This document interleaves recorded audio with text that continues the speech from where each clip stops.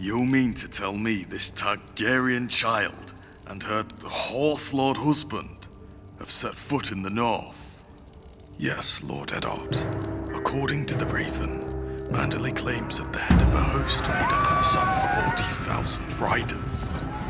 40,000? Are they mad? What can they possibly want with the north? Submission. Perhaps even vengeance.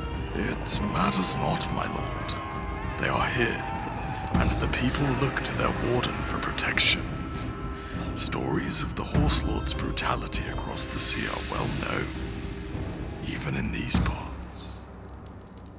Aye, if left unchecked, they'll raid, they'll pillage. Winter is coming for us all. But first, let it come for the Horse Lords. Mr. Lewin, call the banners.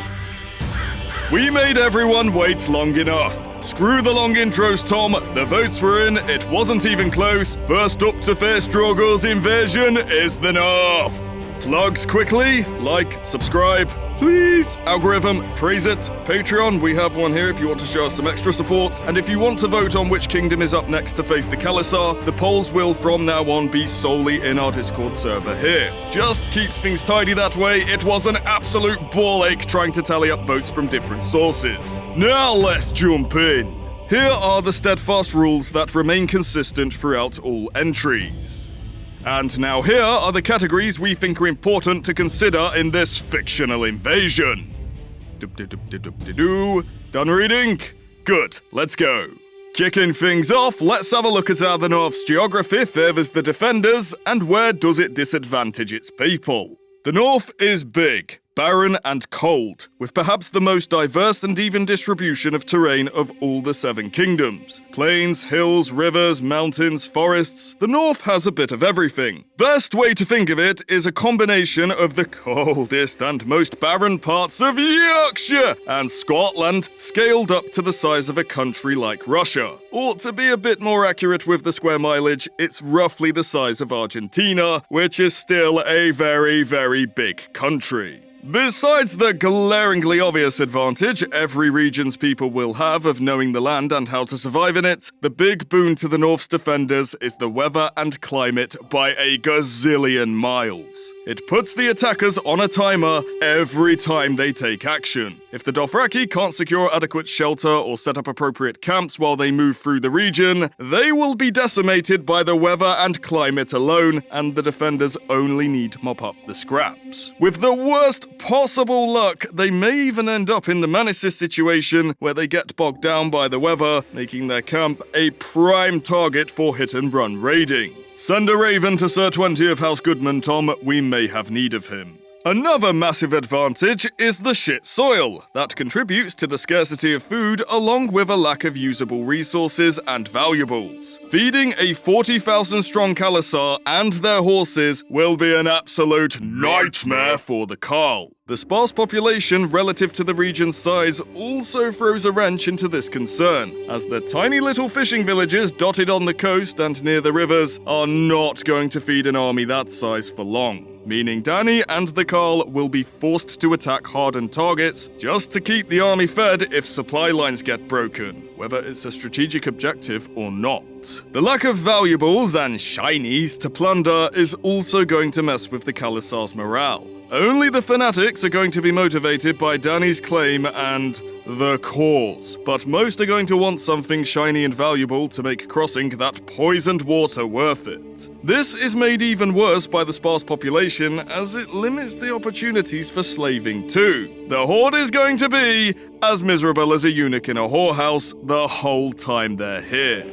Unlike many other regions where the favourable terrain for the defenders is concentrated in one place, like the Westerlands Mountains for instance, and the Dothraki can say, yep, no thanks, and avoid it, there is a good even spread of favourable terrain and some very minor choke points across the entire region for the Northerners to disadvantage the Dothraki if they can somehow force the Horse Lords to fight there or catch them while they're moving through it. So no matter where they are in the country, the Northerners will always have some terrain that will mess with the Dothraki's fully mounted advantage if they can catch them in it. As for where the North disadvantages its defenders, it mainly comes down to a single aspect. The North is the biggest region of Westeros and that's really not selling just how big it is. Tom Buddy, put up the side-by-side. As you can see, it looks like it's almost as big as the other kingdoms combined. However, it has been confirmed by George to be about 1/3 the total landmass of Westeros. So not quite half, but still fucking massive. With one major caveat. It doesn't have a population in proportion to its size. And despite having a decent population in general, the locations of the great houses and their strongholds are leagues apart from each other. Even with great warning, it's going to take the longest time of any kingdom to muster into a singular warfighting force that can coordinate effectively due to the vast distances that need to be travelled in order to buddy up. This is a big problem too, because depending on where Drogo and Dany land, they might be able to pick off the more isolated houses and take them off the table before Ned can even send his ravens. How do we know this is a major problem? Well, how long did it take Robb to muster his force? With short notice, he could only get just under half the North's strength behind him. And that was without the enemy in his backyard causing havoc.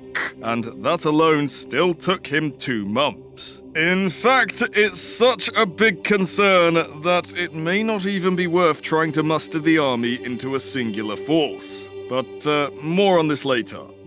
Let us turn to the Dothraki. What advantages and disadvantages does the kingdom's geography provide them?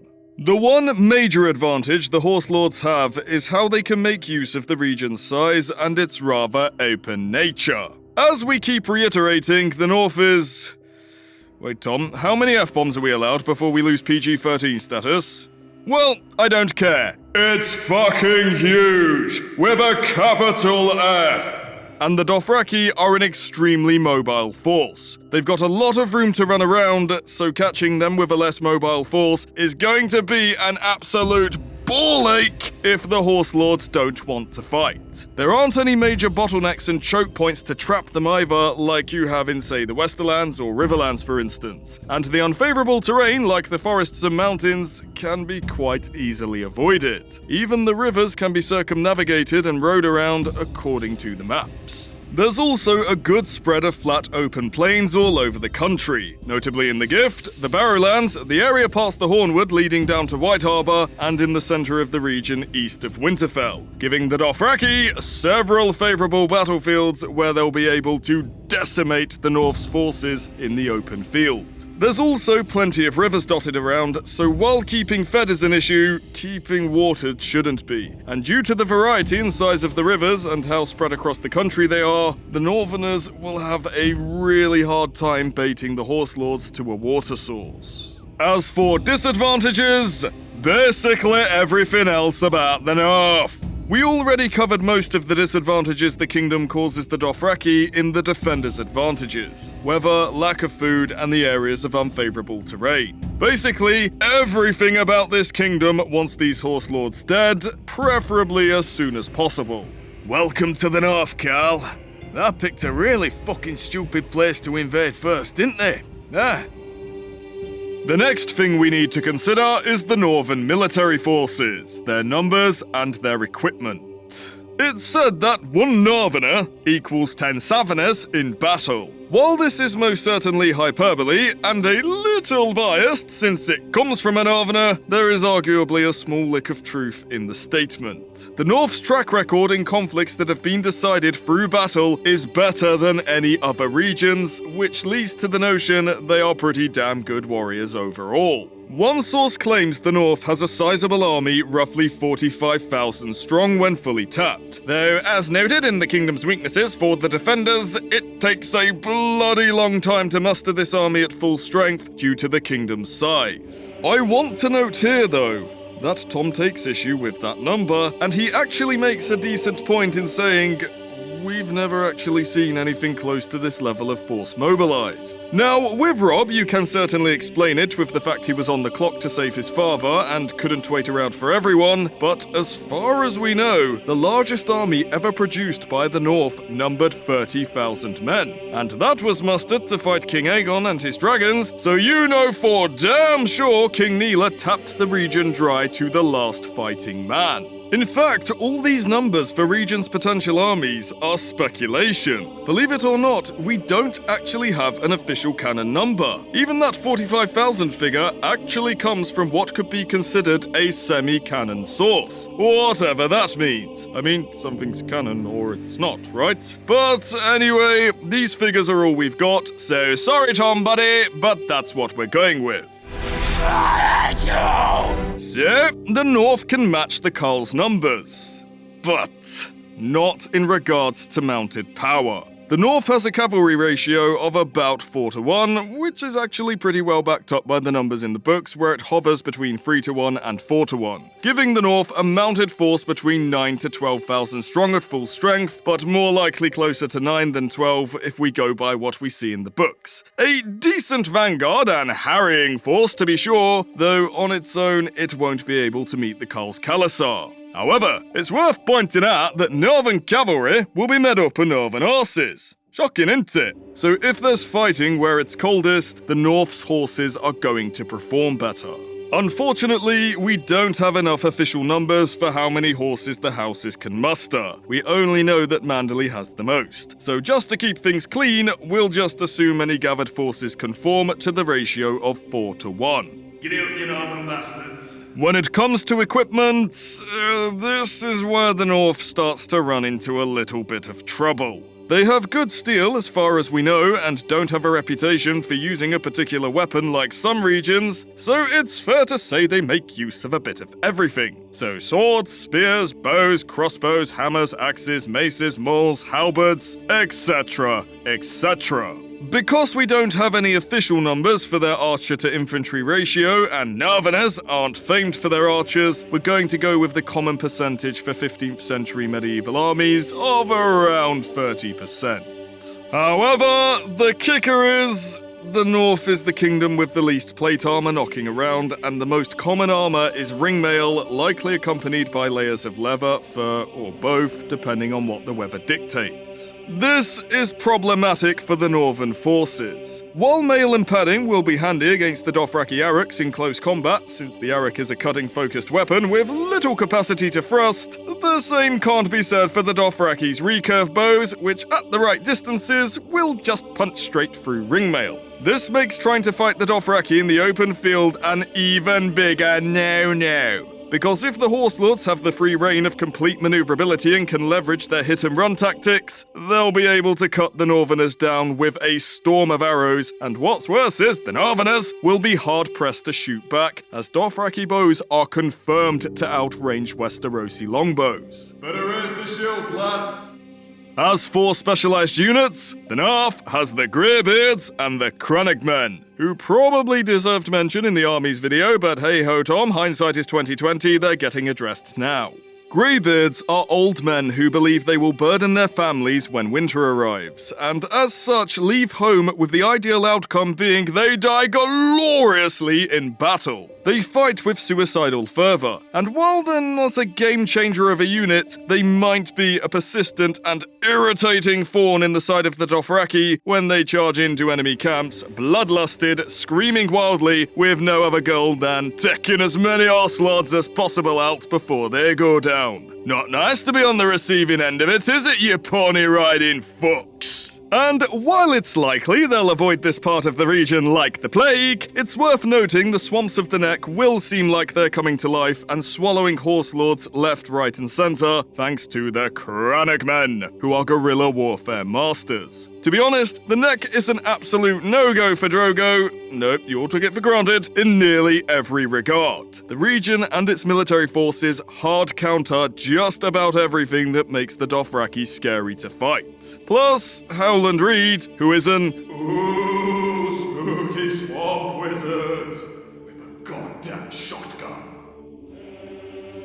Our next consideration is the Regent's Champions! Can anyone take out Drogo mano a mano?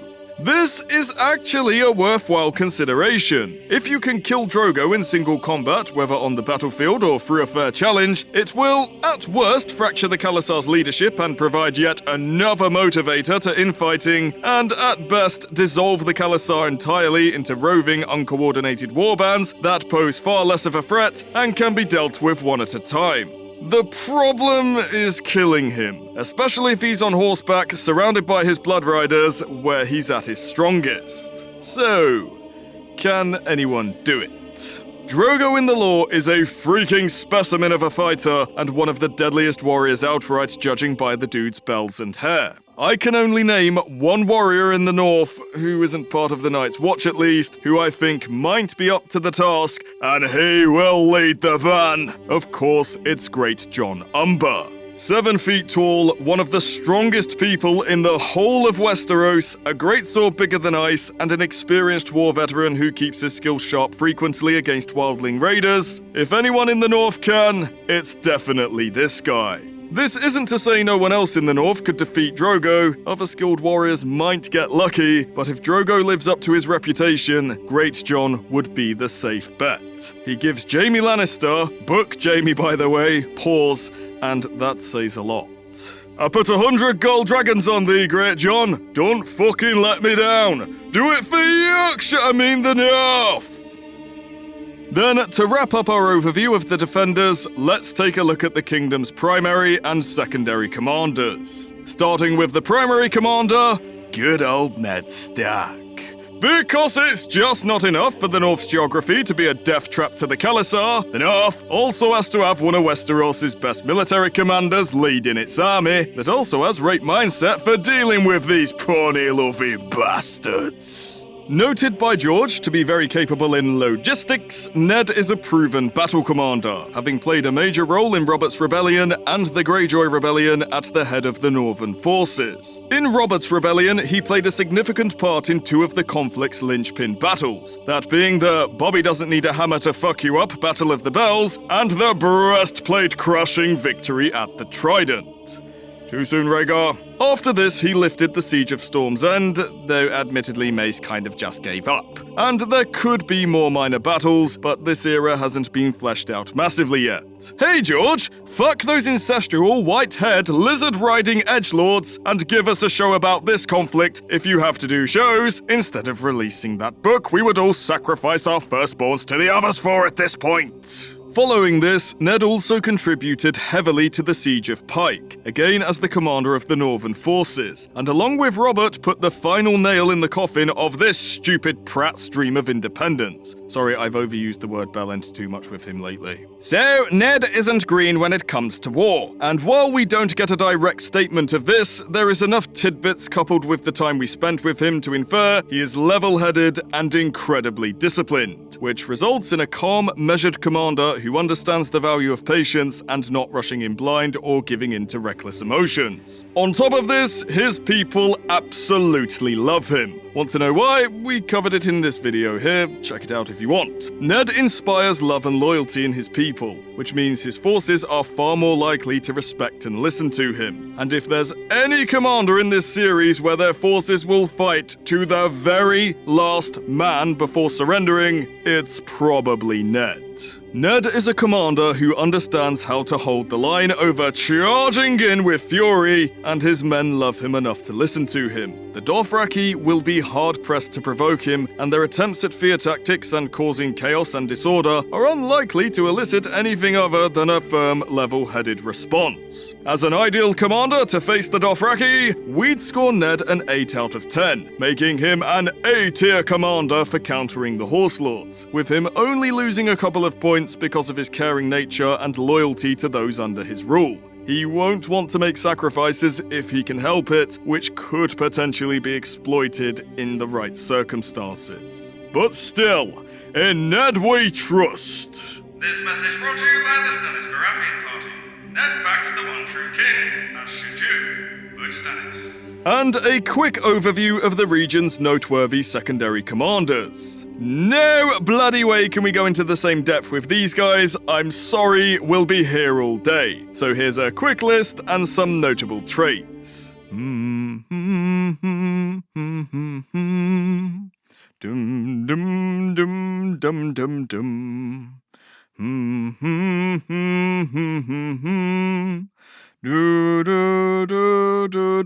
Done reading, guys? Oh, good. Let's move on. That's the kingdom's champions, armies, and commanders done, so now let's have a look at the kingdom's people, their typical traits, and whether or not the region were former Targaryen loyalists. This is of course important because it affects how susceptible the small folk and minor lords are to being flipped over to Dany's side and turning on their liege lords, as well as how fiercely they're going to resist the invaders. Note, this is a generalization of Northerners. There's always outliers in everything, we know, okay? But this is just a general view of the majority. The Northerners, thanks to having a lot of First Men lineage in their ancestry, tend to be of bigger stature on average than the people of the South. The conditions of their homeland also fosters a resilience to cold and hunger, along with an affinity for navigating harsh terrain, which is super handy for setting up ambushes and shortcutting obstacles. Their culture often revolves less around things associated with servility and opulence, and more around hunting, brawling, and staying alive in such a harsh place. I bet you bear wrestling is their national sport. Those poor bears. The typical things you hear of their nature is they are tough, proud, and staunchly loyal to one another and their liege lords. When you combine all of this together, you have a hardy people who make great natural warriors, can tough out bad times, and will be next to impossible to push around or be convinced to betray one another. With a culture like this, you can bet that even the small folk are likely to put up a fight should the horse lords rock up. Even the Dothraki's fear tactics, like their head mountains, are likely to do little more than piss the Northerners off. With the exception of Lord Bolton, of course, who would probably say something along the lines of, cute.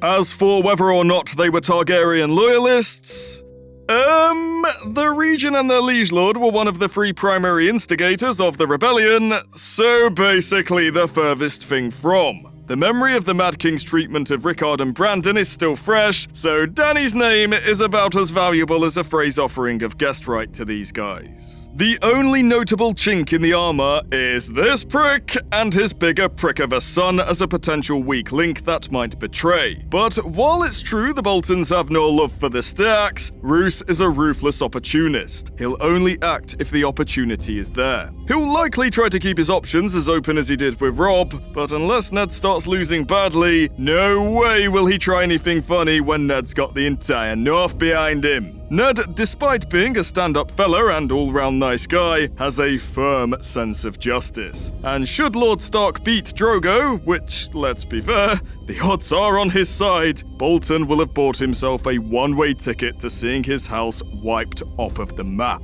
There's also very little to gain by siding with Dany if the North are hit first, simply because you'll have to gamble she'll be able to beat the other 8 kingdoms before you can be sure of no reprisals. The risk versus the reward here is way too weighted in one direction for Roose as a singular entity to try anything funny. Seriously, Roose, you fucked them over once. Don't be a dick this time. And lastly, but not leastly, before we get into the game plans of both factions and the scenario itself, let's look at the Dothraki's advantages and disadvantages in the general sense, and their region-specific boons and nerfs. I'm not going to read the general strengths and considerations, because these things remain the same in every video, and my voice repeating this information every video will get annoying fast. So instead, Tom has placed these factors on the screen as cliff notes and will do so for every entry in the series. This way, if you've read them once and remember the information well enough, you can just take a breather while they're on screen, and you've always got a refresher if needed. Please check out the cliff notes at least once though, as they address some pretty important aspects, particularly Drogo's navy, which, as you can see, is rather more substantial than initially thought. If you'd like a deeper dive into the Dothraki as a general fighting force, please check out our first armies video here.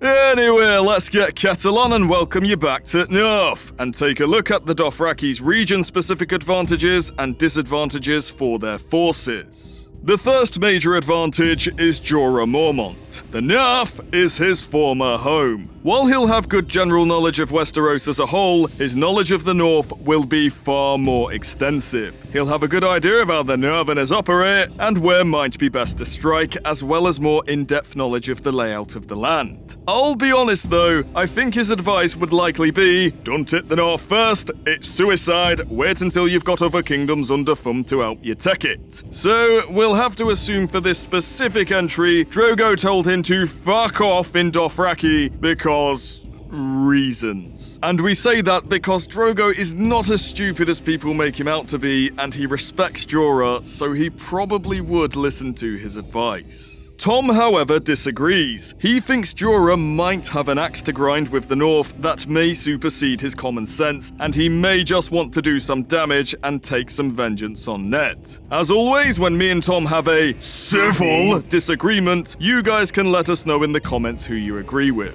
But for this entry, it really doesn't matter who you agree with, because the whole point of the video is, can Drogo attack and take the North? The second major advantage is naval superiority. The North doesn't have a navy at all, thanks to Bran, the I've got serious daddy issues burner. This leaves the Dothraki completely unchecked on the sea, with their ludicrously, impossibly large, red wine dwarfing, immersion-breaking fleet. What grade did George get in high school maths? I really want to know.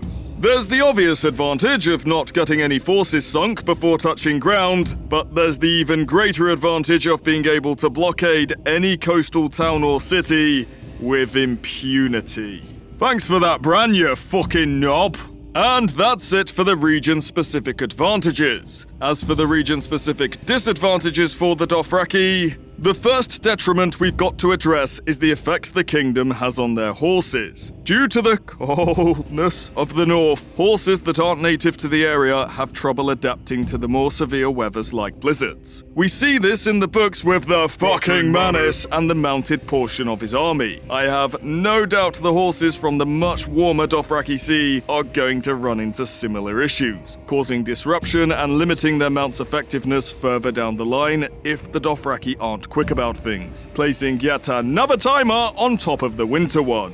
The other major concern is the North's effects on the Dothraki bows. Medieval composite recurve bows do not handle cold, damp, and wet conditions well. Not to the point of it being a complete deal breaker and making it impossible to use them, but extra care has to be taken to protect them from the elements when not in use, and in wet weather, it can affect the bow's performance. It should be noted that a lot of people envision these bows coming apart the second a drop of water hits them, but this just isn't true. It takes prolonged exposure to damp and cold for a composite recurve bow to start failing. But again, it's placing yet another timer on the Dothraki to maintain their effectiveness, since their bows are kind of their MVP weapon against Westerosi forces. Steady lads, keep your shields high. They've knocked, they've drawn, and the fucking bows have just snapped.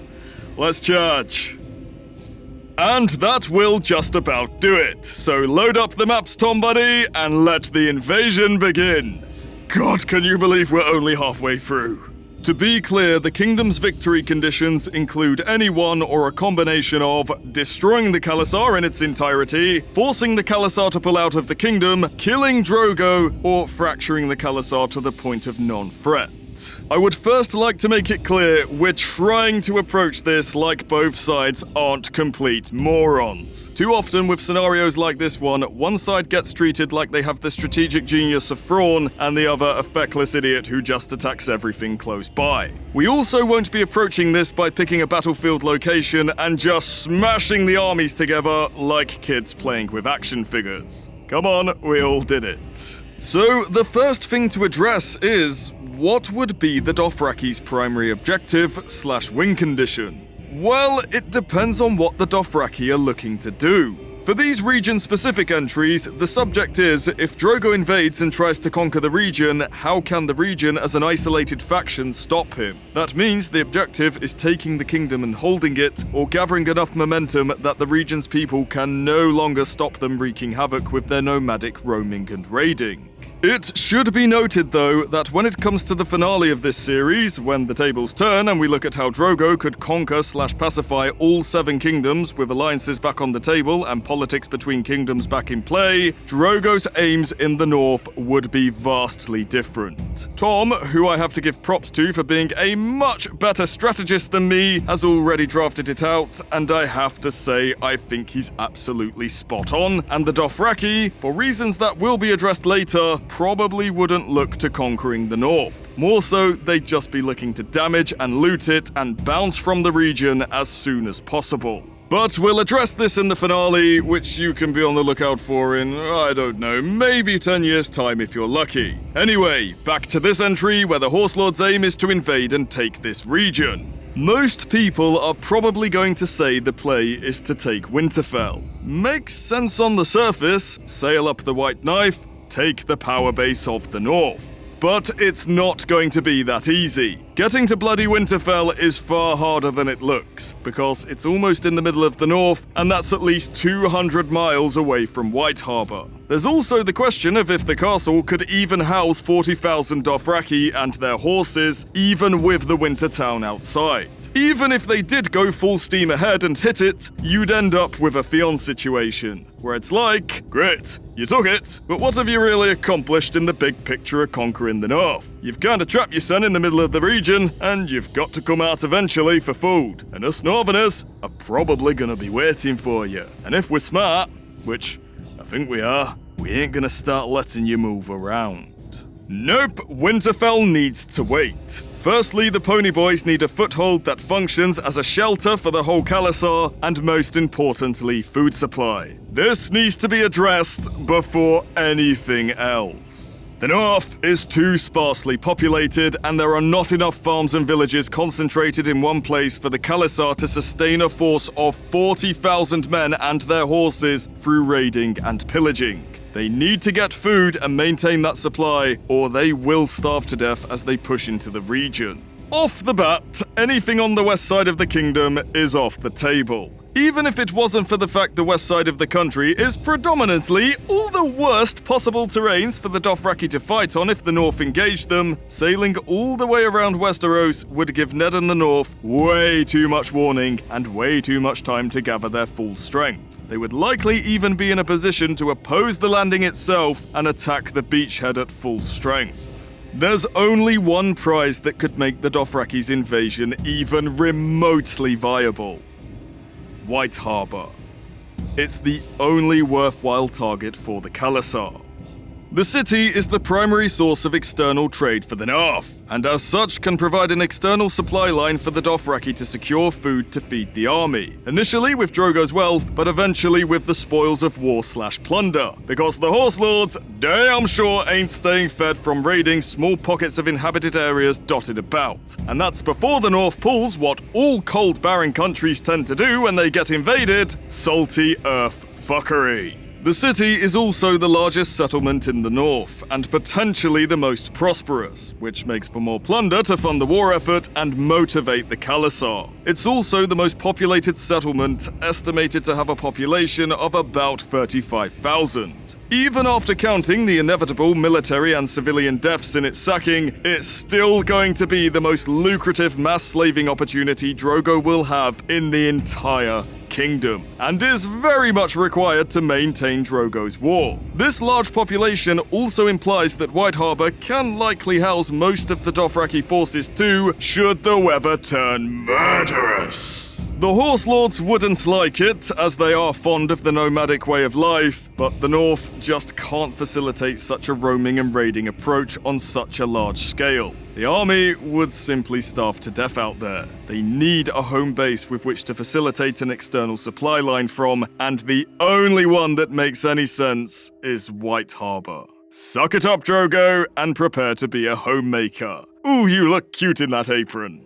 Now let's look at Drogo's potential game plan to achieve their foothold. The first thing to consider is how one can feasibly take White Harbor. Can White Harbor be attacked from the sea? Quite simply, no! Not without incredible risk anyway. The outer harbour is bottlenecked at Seal Rock, and Seal Rock itself is heavily fortified with crossbowmen, scorpions, and most devastating of all, Spitfires, which is a sort of catapult designed to fling pots of flaming goop at enemy ships. Only a few of those pots need to land on the right ships, and Drogo's fleet and the Horse Lords could find themselves sunk before even making it to the docks. Can White Harbor be assaulted immediately with force? Again, the answer is no! The city is surrounded by thick stone walls, and the only way in is through fortified gates, which for some strange reason, I think Lord Manderley will keep closed when a bunch of slaving murderers ride up. I know, I don't get it either. Even if you did brute force your way through the harbour, you'd still be met with the walls and the seal gate before you made it inside the city. Nope, as with all things in Westeros, if you want to take White Harbor, it's going to have to be the hard way, and that's a good old-fashioned siege. Not the epic, glorious type you see in films like Lord of the Rings or Throne's very own Blackwater, more the Mace Tyrell approach of surround the city and don't let anyone in or out, and wait for the inhabitants to starve enough to surrender or to death, whichever comes first type of siege. So, what's the plan?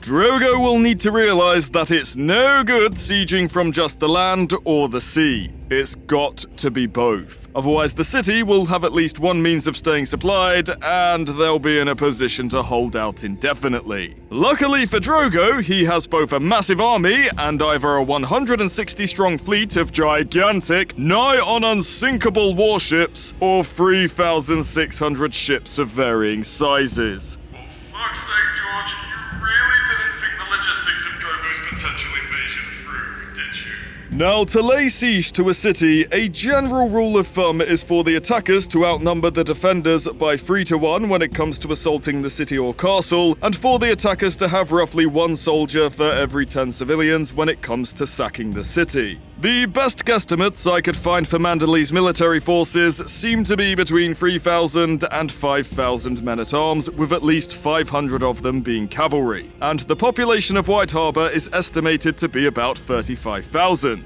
So Drogo, with his 40,000 riders, 100% has the numbers to greenlight a siege from the land. As for the sea... God, this is so stupid. But Drogo not only has a thumbs up, but the hand that's giving him that thumbs up is wanking him off while he laughs in Dothraki. No matter if it's a war fleet or a ragtag fleet, Drogo absolutely has the ships to blockade White Harbor, with ships left over to spare for supply and slaver runs. And the North can do absolutely nothing in response, because besides a small handful, and I really do mean handful, of coastal defense vessels, they've got no power at sea. I know I said this earlier, but Bran, you really are a fucking knob, and I really hope they buried you at sea instead of in Winterfell's crypts. We won't drag this out with lots of complicated steps here. Drogo doesn't need to do anything fancy. Simply sail into the Bight, ride his Khalasar to the walls of White Harbor and lay siege from the land, while simultaneously ordering the fleet to blockade the harbor just beyond the range of the Seal Stone. Once the siege has been established, he can then start coordinating small units of Khas to push further into the region to scout and warn of any relief army. When and only when the Khalasar has a home base and supply line established, could they try to push a little further into the north and go after symbolic targets like Winterfell. This is game, set, but don't for one fucking second think the Northerner in me will allow me to say match. Get your game head on, Ned. We're counting on you. Now let us look to the north and how they can respond. First things first, how much warning has good old Ned got to start preparing for the invasion? Well, those smart people of the internet who calculated Drogo's fleet size have also tallied the travel distances by various means from one place to another. Dany and Drogo's fleet set sail from Marine if we're going by the book's intentions. The size of that invasion fleet works against it here. No bloody way does word of a navy that large amassing and setting off from Marine not reach Ned's ear somehow. The question is how quickly. Let's be generous to the north and say word travels fast. With the distance from Marine to White Harbour, Ned's got roughly 35 to 40 days of warning. The next thing we need to consider is how long will it take White Harbour to fall when Drogo lays siege. The closest comparable real-world example we could find is the port city of Constantinople. Depending on the source, it had a population between 30,000 to 50,000 in 1453 when it was besieged by the Turks, and various sources state it managed to hold out between 53 to 55 days, depending on the source. As the closest like-for-like we could find, this is what we'll be using for White Harbour too. So, with some give on either side, there'll be between 50 to 60 days before the city falls. Assuming we can keep white men away from the larders, otherwise it's got 1 week at most. After this, we need to consider how long it takes for the North to mobilize into a single army. We don't have any official numbers for how long it takes to raise the entire North, but we can use Robb's march south to make some reasonable assumptions. It took Robb 8 weeks to muster 20,000, so about half the North's strength. It should be noted, though, he only mustered 12,000 at Winterfell, and the lords further south met him as he marched down. However, it did make sense for them to meet him as he marched down, as what's the point in marching up to have to turn around again? It's a waste of effort. So if it's 8 weeks for half the North's strength, we could assume anything between 14 to 16 weeks for a full mobilization. Finally, we should consider, is Ned smart enough to figure the Dothraki game plan out? I think so. Ned is a wise and seasoned military commander and a very intelligent man. He knows his way around logistics, so he'll probably figure out there is nowhere else in the north that can give Drogo a foothold he can sustain. It's got to be White Harbour. So, assuming he's got fair warning, how can Ned use his time to prepare? Ned has 40 days of prep time, and then Drogo touches ground and puts the squeeze on Manderley. Ned's first move? Task Manderley to start prepping for a siege.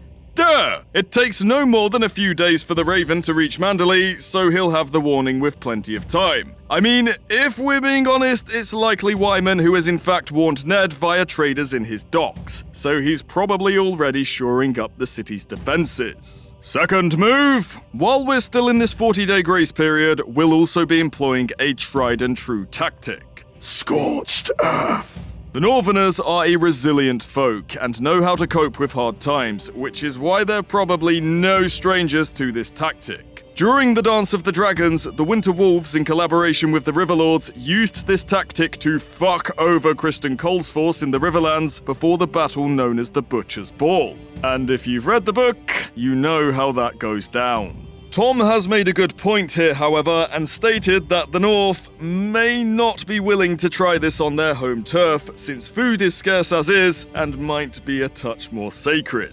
And I think that's a fair point. But I also think there's maybe the argument that a threat of this scale might be a desperate times call for desperate measures, and we'll cross that bridge when we come to it sort of deal. If I'm Ned, along with the warning, I'd be in closing orders to Manderley, instructing him to reap the farmland in his dominion for all it's worth, stock up as much as possible, and after 20 days, destroy whatever crops are left. They don't have to do this. I mean, the North doesn't have to use scorched earth at all, but it will seriously hinder the Dothraki's ability to advance further into the North at anything resembling a decent pace from the get-go, and start the supply line game that is key to the North's victory nice and early. While we've still got time, Ned is probably sending out riders to every small village, instructing them to gather as much food as they can carry and to make for their closest keep, along with instructing the other houses to do the same. He is Ned Stark. At the end of the day, he's obviously going to try and help his people.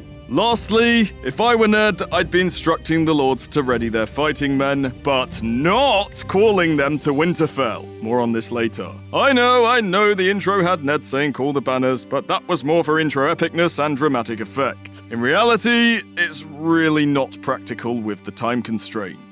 And this about covers everything Ned can do with his prep time, beyond waiting for banners to muster and stocking whatever food they can. The game plan for the North onwards: don't try to outfight or outmaneuver the Dothraki, try to outlast and break them. The thing is, for the North, trying to form an army and deal a single decisive blow just isn't a viable approach for them. The North is really going to struggle to decisively beat the Horse Lords in the open field in a single battle. For one, getting their full strength together is going to take time they just don't have. And by the time they've mustered, there isn't really anywhere they can force the Dothraki into fighting at a choke point or on highly unfavorable terrain because there's just too much room for Drogo to run around. They'll need to employ a different tact: resource denial.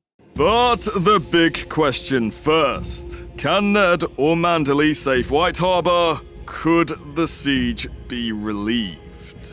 Quite simply put, probably not. But also, maybe.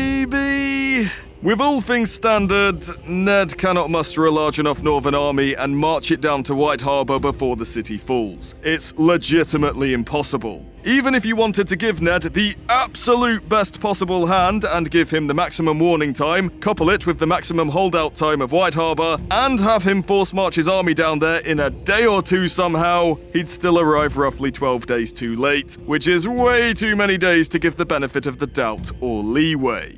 Even if Ned could muster quicker than he's ever mustered a muster and get his army down here before the city falls, this is not a favourable battlefield for the North. As you can see, the maps seem to indicate this stretch down to White Harbor is flat, open ground. Drogo's perfect playground. Of course, it might be possible to catch the Horse Lords while they're in their camps and remove their mounted advantage, but failure to kill a single car scout on the way down, and that's it. The Horse Lords are on their ponies, and here comes the horsey havoc. It's not an unwinnable scenario for our Ned, but the odds aren't worth the risk of the entire northern host being decimated.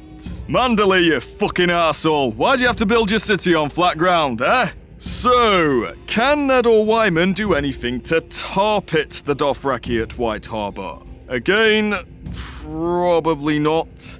But again also, maybe? The most optimum move by miles is to evacuate the city of everyone but its 3 to 5k military garrison. This would take that 60 days of holdout time and turn it into a multi-year ordeal. And this would end the Khal's game there and then. No way can Drogo keep the Khalasar fed, watered, and its morale intact for that length of time in an environment as bitter and cruel as the North. He'd be broken, bankrupted, and probably turned on in less than half a year, or he'd have to push further into the North. But without a stable home base to daisy chain a supply line from, the North itself is going to kill the Horse Lords. Game, set, match. Right? Not quite. Hey, that rhymes, Tom. The problem you've got here is White Harbor's population. It's the largest settlement in the north, estimated to be around 30 to 35,000. The mass evacuation itself isn't actually the issue. Large medieval cities in our own history have managed it in mere days. The real question is, where are you going to put all those people? Nowhere in the north can house 35,000 people on top of their current populations. You could send them south as refugees, but me and Tom have had words and agree that's sort of calling on another kingdom for aid, and it kind of breaks the no alliance rule. Emptying the city might also de-incentivize Drogo from attacking it in the first place, since one half of the reason to attack, the slaving opportunity, has been removed. Nope, a full evacuation just isn't feasible without condemning 35,000 people to certain death, which is something our Ned is not going to be cool with. But this doesn't mean that Wyman and Ned don't have an option. Winterfell houses a settlement just outside of its walls known as the Winter Town. This village is confirmed to be capable of housing 15,000 people. This wouldn't be guaranteed to beat the Khalasar with attrition at White Harbor, but with 15,000 less mouths to feed in the siege, it buys the city more time. And it might just be enough to cause the Khalasar to break and turn on each other under the miserable conditions. However, this plan is not without its drawbacks and risks. Populating the Winter Town makes Winterfell a more tempting and lucrative target, as Ned has basically given Drogo 15,000 more reasons to attack, if only to secure slaves to trade for supplies and resources. It would only take one scout to inform the Khal, and Winter Town is going down. Hey, that's... But to be honest, it's probably worth a shot, and it gives Manderley a chance of getting out of the situation alive, which is not a bad thing, because me and Tom love that fat pie-eating bastard. But here's the thing. Whether Drogo takes White Harbor, or it holds out, or if Drogo garrisons it, or decides to push into the north with his full force, or split it up and send it to hit different points, providing Ned and his lords aren't completely brain dead, it just simply doesn't matter in the big picture. The Horse Lords just can't win this. And it's not because of the Northerners themselves. Don't get me wrong, they are great warriors and have one of the best armies in Westeros in terms of track record. But for this situation, as a singular force, that army is just kind of useless. The North is just too big and too vast, and because they are second fiddle when it comes to matching the Dothraki's mobility, gathering the North's army in one place, like this, will just result in wasted time and putting the threat in one place, which Drogo can then play cat and mouse with as he's got a massive region with the room to run around in, and there's nowhere to soundly trap him. But this size and vastness works against Drogo too. He could take one small spot, no doubt, but conquering the entire thing, he'd need a much bigger army, or one of these. With the size of his forces versus the size of the North, which, to reiterate, is roughly the size of Argentina, which is over 1 million square miles, time is just not on his side. Environmental attrition is going to have taken a huge toll before he's even taken half of it. His forces will be dying from natural diseases, potentially malnutrition depending on the reliability of supply lines, and the infighting that comes naturally with Dothraki culture as they move through the region. Same for his horses that really aren't used to these conditions, and as we mentioned earlier, their ace card, that being their bows, are going to eventually start failing en masse in the cold climate. These are just the minor time bombs, by the way. We haven't even addressed the nuke, which is the weather. At the time of Drogo and Dany's invasion, which would be roughly between the end of the first book to possibly the first quarter of the second book, if we're being generous to them, it would be autumn, which in the north is still easily more than cold enough to kill, by the way. But in roughly 3 years' time, winter drops. And I'm sorry, but even the most die-hard Drogo fans could not deny that is Game over. for any army that isn't accustomed to that level of winter, not just the Dothraki. The North only need hold out. And all of this is before considering how the North's military forces could contribute to this slow, lingering death. When Drogo pushes into the region, it's not the path in front of him he's got to be on guard for, it's the path he's leaving behind him. The North isn't going to win by doing this. It's going to win by doing this. The best move for Ned is to keep the men-at-arms dispersed across the region with their lords and organize them into small raiding parties. And instead of attacking the Khal's main host and trying to stop it pushing into the region, let it press further inwards. Then when it makes camp or lay siege to another lord's keep, raid the camps in hit-and-run raids and start hitting the supply runs with ambushes. The Northerners know the land intimately. They will know the best spots to facilitate an ambush and beat a hasty retreat. This is a tried and true tactic in our own history when the defender's homeland is massive, barren, and cold. There is sod all resources in the north to sustain Drogo's army, and this is what fucks him over. It's a region that necessitates supply lines in order to maintain a large army's presence there. The miserable, cold climate and lack of valuables is already going to cause tensions to run high. Factor in starvation and resource denial on top of an enemy that, if it's smart, won't stand and fight. The morale of the Khalasar is going to shatter. Enough supply runs get hit, the Khalasar will need to retreat back to White Harbor if they took it, or their boats if they didn't. And with 40,000 Dothraki warriors cooped up, with every attempt to push into the north thwarted by scorched earth or guerrilla warfare, eventually they are going to turn on the Khal and each other. As a culture, they are incredibly prone to infighting when the leader looks weak. The outcome of this invasion? Run while you can, Horse Lord. Time for our closing thoughts. Trying to invade the north and conquer it is like trying to invade Russia. Napoleon couldn't do it with 600,000 men and Renaissance-era technology. Hitler couldn't do it with 3 million men and World War II-era technology. So what chance does a medieval barbarian warlord with 40,000 men have to pull off a similar feat, all things considered? The North is a poisoned chalice. It is near impossible to take, and at the same time, it actually isn't worth taking. It's too big and vast and wild, and fuck me, I never thought I'd ever agree with Cersei. You've really got to give credit to those who live there and survive in it. They are fucking legends. We spent a lot of time talking about the people, the military, and the commanders, but ultimately, the Northerners' greatest weapon is the North itself. Drogo can take White Harbor. Seven Hells, he could probably even kill Ned if he put his mind to it. There are still next to no scenarios where Drogo could feasibly take and hold the North outside of one small area that he would likely lose the second he moved out of it, because as we mentioned in the people section, Northerners are a hardy folk, extremely loyal to one another, and it's likely even the small folk are going to resist him. Did we mention the North is very big, by the way? Ned and his lords would have to be so unbelievably incompetent for Drogo to even have a sliver of a chance. And we know from backstory and the region's historical performance in war that this just isn't the case.